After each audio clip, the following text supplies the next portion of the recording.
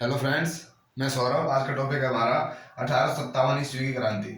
मैं इससे पहले एक टॉपिक मॉडर्न हिस्ट्री का भारत में यूरोपियन का आगमन करा चुका हूँ। ये हमारा क्या है, सेकंड टॉपिक है। आज हम 1857 ईस्वी की क्रांति है, इसके बारे में कंप्लीट पढ़ने वाले हैं। जो भी आपके डाउट है या कुछ भी है, आज की इस वीडियो को पढ़ने के बाद कुछ भी शेष नहीं रहेगा, ठीक है ना। यदि हम बात करें कि जो 1857 ईस्वी की क्रांति थी, ये क्या थी? ये अंग्रेजों के खिलाफ एक बहुत बड़ी क्या थी, लड़ाई थी, ठीक है ना। अंग्रेजों के खिलाफ थी ये 1857 क्रांति। किसके खिलाफ थी? अंग्रेजों के खिलाफ थी। यदि हम बात करें कि 1857 की क्रांति है, ये कब स्टार्ट हुई? ये 1857 की क्रांति 10 मई 1857 से स्टार्ट हुई और मेरठ से इसकी शुरुआत हुई। कहां से हुई? मेरठ से हुई। उसके बाद ये कई स्थानों पर बरेली, झांसी, लखनऊ, इलाहाबाद, दिल्ली, कई जगहों पर फैली। लेकिन उसके बाद हम आगे बात करेंगे। लेकिन यदि हम पहले से बात करते हैं, जो 1857 की क्रांति, इसका कारण क्या था? इसका जो कारण है, ये अलग अलग इतिहासकारों ने अलग अलग इसका वर्णन किया है। कुछ इतिहासकारों ने बताया है कि जो ये है, ये किसान विद्रोह था। क्या बताया है कि ये क्या था? ये किसान विद्रोह था। लेकिन कुछ इतिहासकार क्या कहते हैं? वो कहते हैं कि नहीं, ये सैन्य विद्रोह था। क्या था ये? सैन्य विद्रोह। लेकिन हम लास्ट पॉइंट की बात करें, जो हमारी पेपर की दृष्टि से मोस्ट है, वो क्या है कि जो वीडी सावरकर है, वीडी सावरकर ने, या आपसे पूछा जाए वीडी सावरकर ने 1857 ईस्वी क्रांति को क्या बताया है? किसने? वीडी सावरकर। इसने बताया है यह प्रथम स्वतंत्रता संग्राम है। क्या ये? प्रथम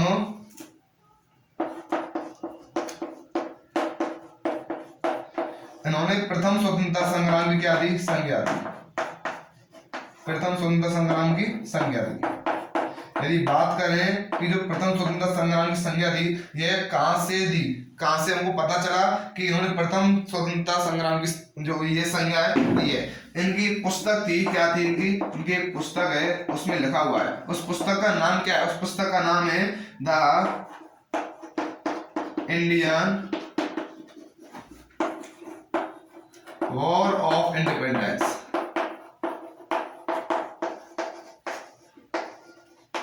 जो 1909 ईस्वी में लिखी गई, उसमें लिखा हुआ है। उसमें लिखा हुआ है कि जो वीडी सावरकर है, उसने इसको प्रथम स्वतंत्रता संग्राम बताया है, ठीक है। कुछ ने बताया किसान विद्रोह, किसी ने बताया सैन्य विद्रोह, और उन्होंने बताया प्रथम स्वतंत्रता संग्राम। हम इनकी डिटेल में बात करने वाले कि इन्होंने ऐसा क्यों कहा, क्या कारण था, ठीक है ना। यदि हम बात करें इसके कारणों के बारे में, कि इन्होंने, किसी ने बताया किसान विद्रोह, किसी ने बताया सैन्य विद्रोह, ऐसा क्यों था? इसका कारण ये था, इनके मैं कारण बताता हूं, ध्यान से सुने सभी कारण, और साथ ही स्क्रीनशॉट लेते रहे, ठीक है ना। यदि मैं आपके कारणों की बात करूं, प्रथम कारण था कि ये राज्य अपहरण की नीति अपनाई। किसने अपनाई? अंग्रेजों ने राज्य अपहरण की नीति अपनाई। क्या थी ये नीति? ये नीति ये थी, और ये नीति अपनाई किसने थी? ये नीति अंग्रेजों के एक शासक लॉर्ड डलहौजी। मोस्ट क्वेश्चन पूछा जा सकता है कि जो राज्य अपहरण की नीति अपनाई, वो किसने अपनाई? लॉर्ड डलहौजी। और इस नीति को एक और नाम दिया जाता है, इसको दिया जाता है लैप्स नीति। लेकिन अब बात यह है कि ये नीति के अंतर्गत क्या था? ये नीति क्या थी? ये नीति थी कि जो निसंतान राजा थे, जो निसंतान राजा हैं, वो कोई भी बच्चा गोद नहीं ले सकते। जो निसंतान राजा है, वो क्या नहीं ले सकते? वो गोद नहीं ले सकते। अच्छा, गोद नहीं लेंगे तो उनका जो साम्राज्य है वो कहाँ जाएगा? उस पर किसने अधिकार किया, किसने अधिग्रहण किया? लॉर्ड डलहौजी ने, ठीक है ना। इस प्रकार उन्होंने कौन सी नीति अपनाई? राज्य अपहरण की नीति। सेकंड नीति, जैसे कि बताया था कुछ इतिहासकारों ने, कि ये क्या थी? ये हमारी किसान विद्रोह था। उसकी बात करें, उनका आर्थिक शोषण किया जाता था। क्या किया जाता था? आर्थिक शोषण। यदि बात करें आर्थिक शोषण कैसे किया जाता था? आर्थिक शोषण किसानों का किया जाता है, उसके साथ ही जो व्यापारी थे उनका भी किया गया। कैसे किया गया? व्यापारी और किसानों का। यदि हम पहले व्यापारियों की बात करें, जो अंग्रेज थे, वो भारत से जो कच्चा माल था, भारत का कच्चा माल, भारत के कच्चे माल को क्या करते? वो कहाँ भिजवा देते? इंग्लैंड। कच्चा माल इसको कहाँ भिजवाते? इंग्लैंड में।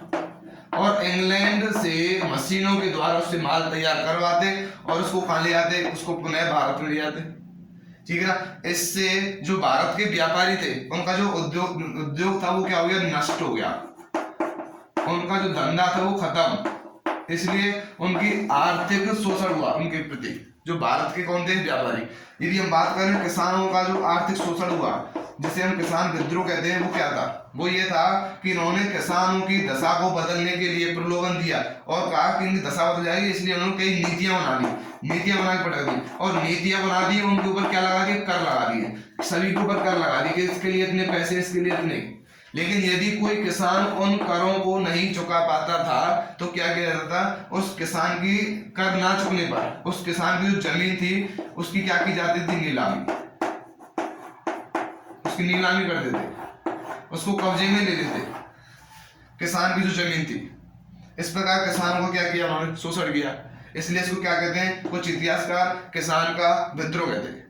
लेकिन हम और बात करें, इन्होंने जो हमारी सामाजिक व धार्मिक जो परंपराएं शुरू से चलती आ रही, रीति रिवाज जो चलते आ रहे थे उनको इन्होंने बदल दिया। कैसे बदल दिया, किसको बदल दिया, सामाजिक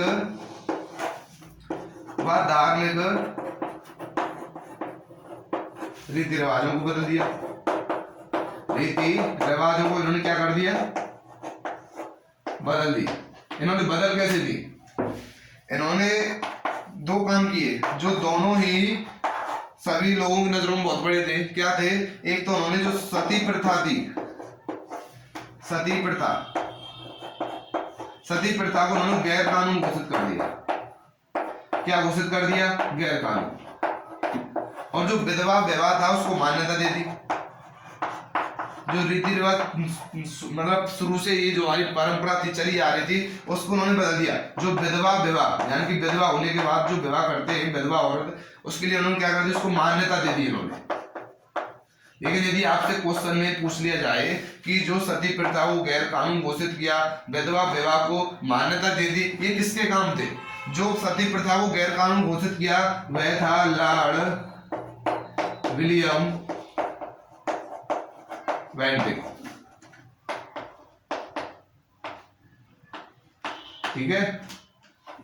और जो विधवा विवाह था उसको मान्यता किसने दी, लॉर्ड कैनिंग ने। किसने दी, लॉर्ड कैनिंग ने। आप इसका स्क्रीनशॉट ले सकते हैं। अब हम आगे बढ़ते हैं। यदि हम बात करें इसके और कारणों के बारे में, इसके और क्या कारण, मैंने आपको इसके अभी 3 कारण बताए। ये हम इससे आगे बात करें, इसका अगला कारण क्या था, इसका जो अगला मेन कारण था वो क्या था, ईसाई धर्म को प्रचलित करना, उसकी बहुत ही ज्यादा उसको फैलाना। किसको, ईसाई धर्म को, ईसाई धर्म को फैलाना का विस्तार करना। उन्होंने क्या किया, जो ईसाई धर्म के जो लोग थे उनका जो ईसाई धर्म था उसको बहुत फैला रहे थे। हालांकि ठीक है वो फैला रहे थे, लेकिन उसके बाद भी ये निंदा करने लगे। निंदा किसकी करनी पड़ी, जो और धर्म थे उनकी निंदा करने लगे। हिंदू और जो मुसलमान थे, कौन, हिंदू मुसलमान, हिंदू और जो मुसलमान थे उनके जो पैगंबर थे, उनके जो गुरु थे, उनके जो भी श्रेष्ठ व्यक्ति थे, जो उनके पैगंबर थे, जो उनके देवता थे, उनकी क्या करने लगे, वो पैगंबर थे उनकी क्या करने लगे, वो निंदा करने लगे। ये भी एक कारण बन चुका है। जो भारत के लोग थे उनको ये बिल्कुल भी अच्छा नहीं लगा और वो क्या हुआ, असंतोष हो गए किसके प्रति, अंग्रेजों के प्रति। लेकिन ये अंग्रेजों ने ज्यादा फैलाया। हालांकि जो ईसाई धर्म का जो फैलाना था, ये जो इनको इसका जो विस्तार किया वो 1831 ईस्वी में पुर्तगालियों ने ही इसकी मान्यता दे दी चार्टर द्वारा। कैसे मान्यता दे दी कि जो ईसाई धर्म के लोग हैं प्रचार कर सकते हैं अपने धर्म का। 1831 में किसने दे दी, पुर्तगाल ने। लेकिन अंग्रेजों ने इसको बहुत ही ज्यादा फैलाया, इतना ज्यादा फैला दिया कि शिक्षा के केंद्र पर हर गली में केंद्र बनाकर निंदा की जाने लगी थी। और जो ईसाई धर्म था इसका क्या प्रचार किया जाता था। ठीक है ना, ये एक प्रमुख कारण था। यदि हम बात करें कि कुछ इतिहासकारों ने जो कहा था कि ये सैन्य विद्रोह था, और वो बहुत ही बड़ा कारण था। यदि हम बात करें सैन्य विद्रोह के बारे में, कि जो सैनिक लोग थे वो असंतुष्ट क्यों हुए, सैन्य विद्रोह की यदि हम बात करें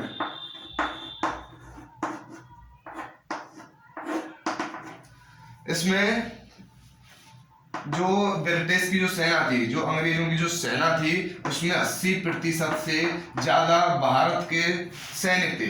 80% से ज्यादा कौन थे? भारतीय सैनिक। भारतीय सैनिक थे 80% से ज्यादा अंग्रेजों की सेना में। लेकिन फिर भी जो भारतीय सैनिक थे, इनको पदोन्नति से वंचित रखा जाता। किससे? पदोन्नति। पदोन्नति से क्या रखा जाता है? इनको वंचित रखा जाता।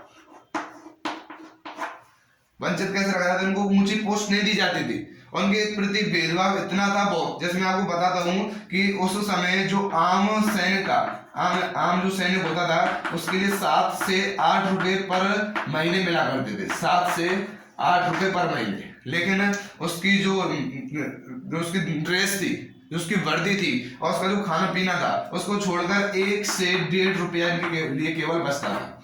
लेकिन हम बात करें भारतीय सूबेदार और अंग्रेजों के सूबेदार की, ब्रिटिश सूबेदार की। भारत का सूबेदार और ब्रिटिश सूबेदार।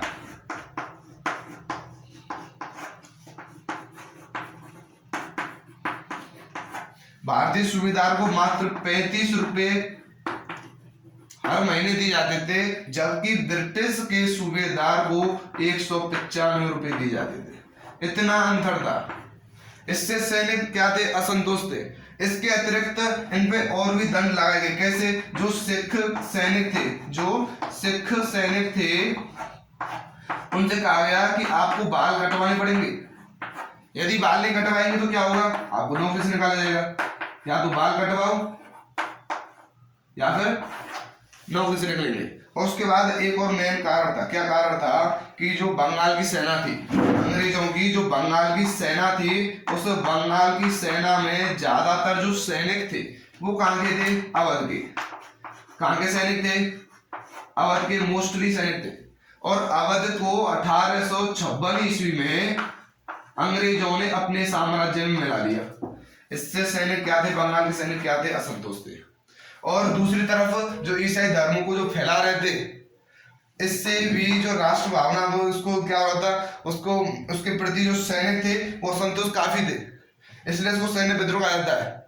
और इन सभी कारणों से जो किसान थे, व्यापारी थे, सभी लोग क्या हो गए थे? सभी लोग विद्रोह के प्रति, अंग्रेजों के प्रति विद्रोह करने को उतावले थे।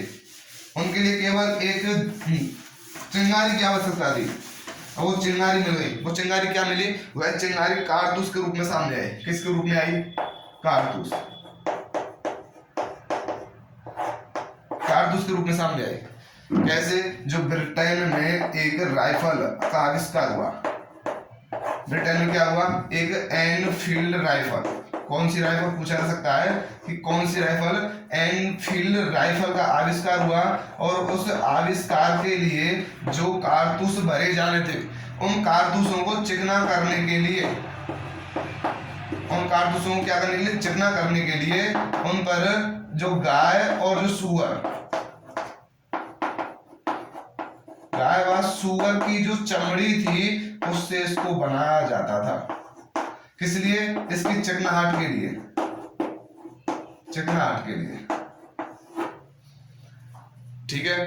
अब इसको कारतूस को मुंह से, इसकी जो टोपी थी, उसको मुंह से काट दे और उसके बाद उसको किस में देते? उस राइफल में डालते। ये चीज जो भारत के जो लोग थे उनको अच्छी नहीं लगी। और इसी के विद्रोह में एक सैनिक जो जिसका नाम है, जिसके लिए कहा जाता है कि उसी ने इस 1857 ईस्वी की जो क्रांति है, इसकी शुरुआत की। मोस्ट क्वेश्चन है, मोस्ट व्यक्ति का नाम है, वो कौन है? वो है मंगल पांडे। कौन? मंगल पांडे। इसने क्या किया? इसने 29 मार्च 1857 ईस्वी को इसने जो कारतूस थे इनका यूज करने से मना कर दिया। इसके प्रति इसने क्या किया? विद्रोह किया। इसने आवाज उठाई कि हमें जो कारतूस है इनको नहीं चलाएंगे। और इसीलिए इसको जेल में डालने के लिए अंग्रेज इसकी ओर बढ़े। लेकिन इसने गोली निकालकर अंग्रेज की क्या कर दी? हत्या। अंग्रेज को क्या मार दी? इसने गोली मार दी। क्या मार दी, गोली मार दी। और उसके बाद इसको फांसी की सजा सुनाई गई। और 8 मार्च को इसको क्या दे दी गई, फांसी दे दी गई। यदि आपसे पूछा जाए कि जो प्रसिद्ध व्यक्ति जो कौन है, मंगल पांडे हैं, उनकी मृत्यु कब हुई, 8 मार्च 1857 ईस्वी को हुई। इस उनकी जो मृत्यु थी, उनकी जो फांसी थी, इसको देखकर जो क्रांतिकारी थे, जो भारत के जो विद्रोह के लिए उतावले थे, वो क्या हो गए, डगमगा गए। विद्रोह खलबली मच गई पूरे भारत में। उसके बाद जो मेरठ के सैनिक थे, मैंने आपको पहले ही बताया था ये घटना कहाँ घटित हुई, ये कंप्लीट घटना मेरठ में घटित हुई। जो मेरठ के सैनिक थे, उन्होंने 9 मई को क्या किया, 9 मई को उन्होंने क्या किया, जो कारतूस थे उनको चलाने से मना कर दिया। अब इनको चलाने से मना कर दिया तो इनको भी 10 साल की क्या सुना दी, सजा। 10 साल की क्या सुना दी, सजा इसको भी सुनाई थी, लेकिन इसने गोली मार दी, इसको फांसी दे दी। ठीक है ना, इनको 10 साल की सजा सुना दी। उसके बाद जो शेष सैनिक बचे थे मेरठ के, उन्होंने 10 मई को ही उन्होंने क्या किया, इन सैनिकों को रिहा कर दिया और जो जेल खाने थे उनको तोड़ दिया। केवल उन्होंने यही काम नहीं किया, यहाँ से जो क्रांतिकारी थे वो स्टार्ट हो गए विद्रोह के प्रति, अंग्रेजों के प्रति। 10 मई 1857 ईस्वी को उन्होंने जेल खानों को तोड़ना शुरू कर दिया, जेल खानों को तोड़ना शुरू कर दिया। और उन्होंने जो अंग्रेज सामने आए सबको मार डाला। और उसके बाद भी जो सरकारी खजाना था, सरकारी खजाना और शस्त्रागार, उनके सभी शस्त्रों को क्या लिया, लूट लिया। सबको क्या कर लिया इन्होंने, लूट लिया। और वहां से जितने भी जो अंग्रेजी सेना थे उनको मारते चले गए। और यहाँ से वो कहाँ पहुंचे, दिल्ली पहुंचे। वो यहाँ से वो मेरठ में उनकी सफलता मिल गई उनको मेरठ में। इसके बाद वो कहाँ पहुंच गए, दिल्ली पहुंच गए। और उन्होंने दिल्ली में जाते ही उन्होंने बहादुर शाह जफर को नेता घोषित कर दिया। मोस्ट क्वेश्चन है किसको, बहादुर शाह जफर। बहादुर शाह जफर को उन्होंने क्या घोषित कर दिया, उन्होंने नेता घोषित कर दिया। ठीक है। और मैं भी बात करूं कि उन्होंने दिल्ली में साम्राज्य कैसे स्थापित किया, उन्होंने दिल्ली में कैसे विजय प्राप्त की। दिल्ली में जो अंग्रेजों का शासन था और उसका नेतृत्व कौन कर रहा था, उसका नेतृत्व कर रहा था कर्नल रिपले। उसकी क्या कर दी, हत्या कर दी, उसकी हत्या कर दी। और बहादुर शाह जफर को क्या बना दिया, नेता बना दिया, नेता घोषित कर दिया। और वहीं से सभी भारत के सभी भागों में इस क्रांति का प्रचार हो गया। क्रांति होने लगी, जगह जगहों पर क्रांति होने लगी, कई जगहों पर वही हुई। अब उन्हीं जगहों के बारे में मैं आपको बताने वाला हूं कि प्रमुख केंद्र कहाँ थे, कौन से थे जहाँ पे 1857 ईस्वी की क्रांति हुई और उनके जो नेतृत्व करता थे वो कौन थे। उनको ध्यान से समझना, उनको मैं आपको ट्रिक से बताऊंगा, आपको ये भी याद करवाऊंगा, केवल ध्यान से देखते रहें।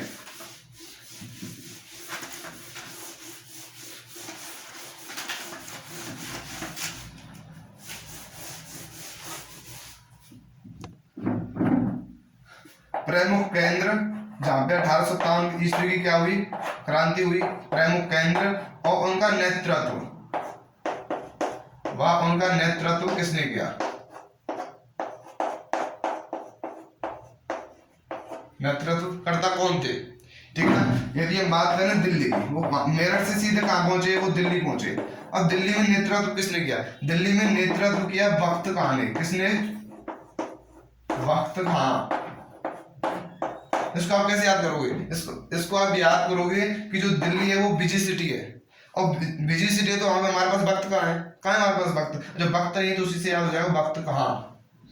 लेकिन क्वेश्चन ये है कि इन्होंने वहां पे बहादुर शाह जो जफर है उसको बनाया था नेता। लेकिन ध्यान रखना, जो बहादुर शाह जफर था, जो बहादुर शाह जफर था वो तो कंप्लीटली जो क्रांति थी, संपूर्ण जो क्रांति था, संपूर्ण क्रांति का नेता था, ये संपूर्ण क्रांति का नेता था बहादुर शाह। लेकिन जो दिल्ली में नेतृत्व करता था वो कौन था, बख्त खान। उसके अतिरिक्त यदि मैं आपको बात करूं कानपुर में कौन था, कानपुर में था नाना साहब। कौन थे, नाना साहब। उसके बाद ग्वालियर,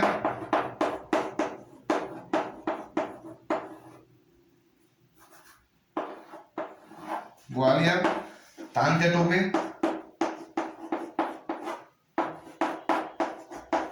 मैं आपको बताऊंगा अभी ये। उसके बाद झांसी,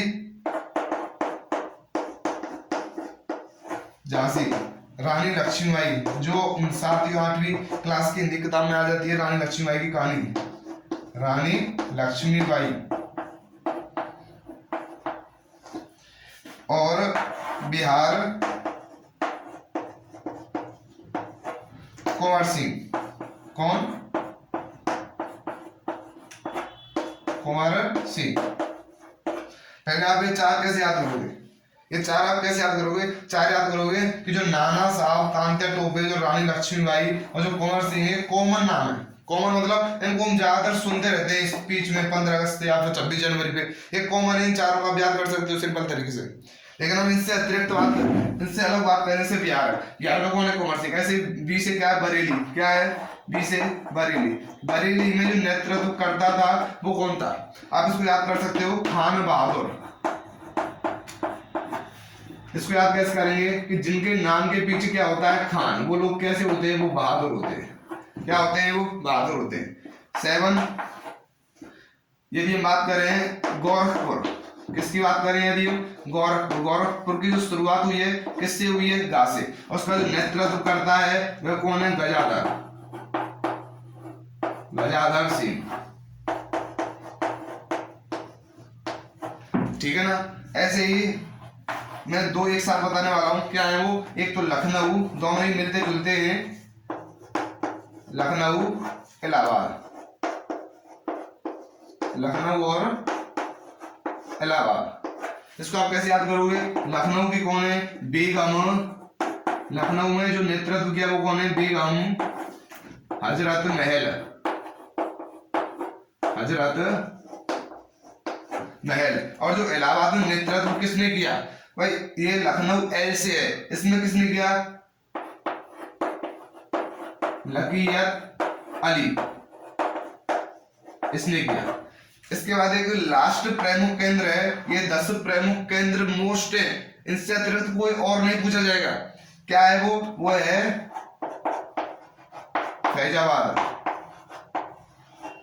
ये सबसे अलग है, तो इसका जो नेतृत्व करता है वो भी सबसे अलग है। कैसे? उसका क्या नाम है? उसका नाम है मौलवी, मौलवी अहमदुल्ला।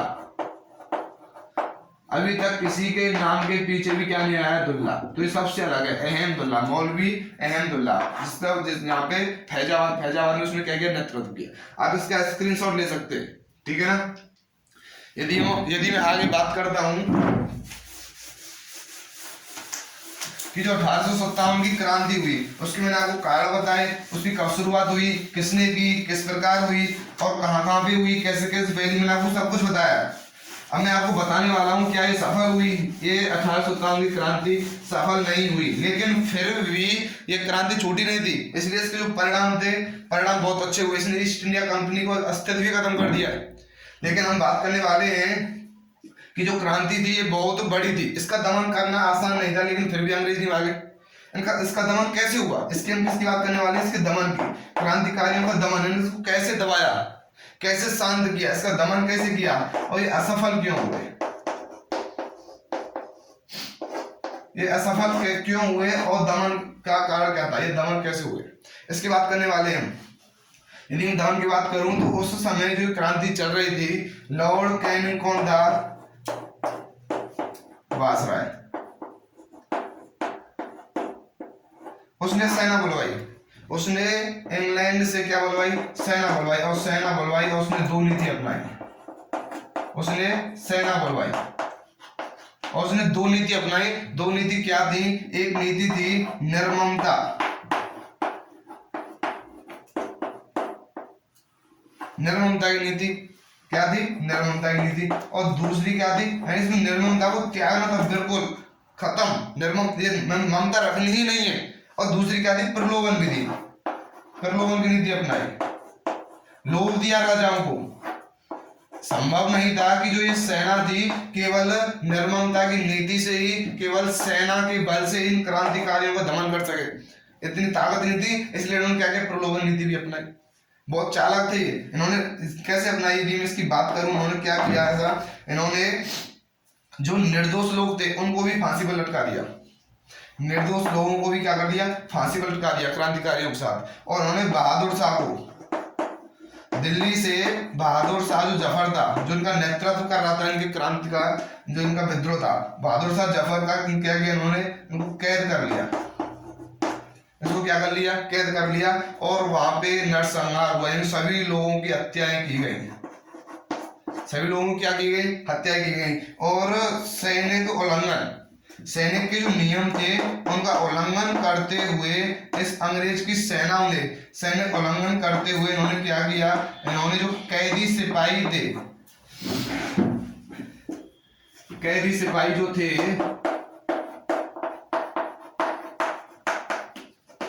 इन्होंने क्या किया, उनको तोपों के मुंह से बांध दिया और उड़ा दिया। तोपों के मुंह से क्या कर दिया, उनको बांधकर उड़ा दिया। और उसके बाद उन्होंने क्या किया, इन्होंने पंजाब में क्रांतिकारियों को घेर लिया। और घेरने के बाद उनको जिंदा जला दिया, उनको जिंदा ही जला दिया। ये इन्होंने निर्ममता की नीति अपनाई। और उन्होंने प्रलोभन की नीति कैसे अपनाई, यदि मैं उसकी बात करूं कि इन्होंने प्रलोभन की नीति कैसे अपनाई, तो इन्होंने अपनाई, इन्होंने जो कई राजा थे उनको लोभ दिया। और उन्होंने जो सिख बटालियन थी, रेजिमेंट जो थे, सिख रेजिमेंट या सिख के जो सैनिक थे, सिख सैनिकों को और मद्रासियों को, सिख सैनिकों को व मद्रासियों को क्या किया, अपने पक्ष में कर लिया। और उन्होंने भी क्या दिया, अंग्रेजों का साथ दिया इसका दमन करने में। और कई राजा तो ऐसे थे जिन्होंने खुलकर साथ दिया। निजाम की बात करूं तो निजामों ने अंग्रेजों का पूरा साथ दिया। और सिखों ने, सिख की जो सेना थी, ये कहा जाता है कि यदि जो ये सिख के जो सैनिक थे, यदि ये अंग्रेजों का साथ नहीं देते तो इसी समय जो अंग्रेज थे वो भारत छोड़ के भाग जाते। ठीक है, यही इनका क्या था, दमन होने का क्या था कारण। इन्होंने इसी प्रकार इनको क्या किया, दमन। यदि हम बात कर रहे हैं ये असफल क्यों हुए, असफल होने का कारण था इनमें एकता की कमी। जो क्रांतिकारी थे इनमें एकता की कमी थी। इनका जो नेतृत्व कर रहा था बहादुर शाह जफर, इनका ये सैनिक संगठन अच्छे से नहीं कर पाया, इनका नेतृत्व अच्छे से नहीं कर पाया। और ये क्या हुआ, असफल हो गए। किसके वजह से, एकता का कारण। एकता की क्या थी इनमें, कमी। ठीक है, एकता की कमी थी, फर्स्ट रीजन। सेकंड रीजन क्या है, राष्ट्रभाव की कमी थी।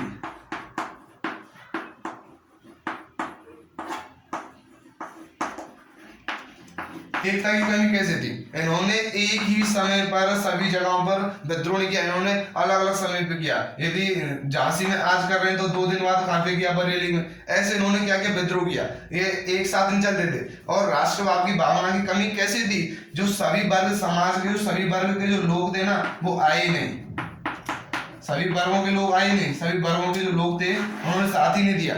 इसलिए क्या थी, राष्ट्रभाव की कमी थी।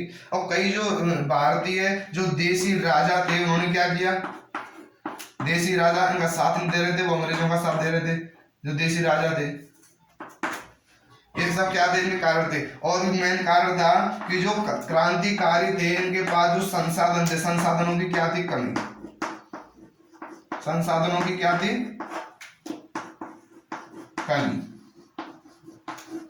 संसाधनों की कमी थी। अंग्रेजों के पास इनके तुलना में संसाधन थे, काफी बड़े थे।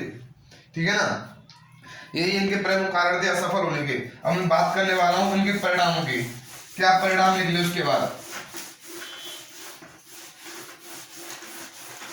1857 ईस्वी के बाद जो इनके परिणाम निकले, वो क्या परिणाम निकले।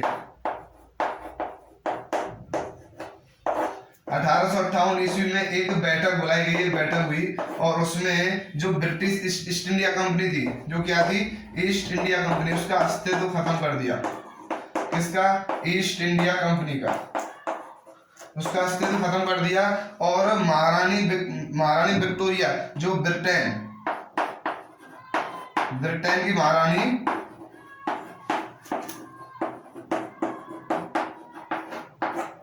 कौन, विक्टोरिया,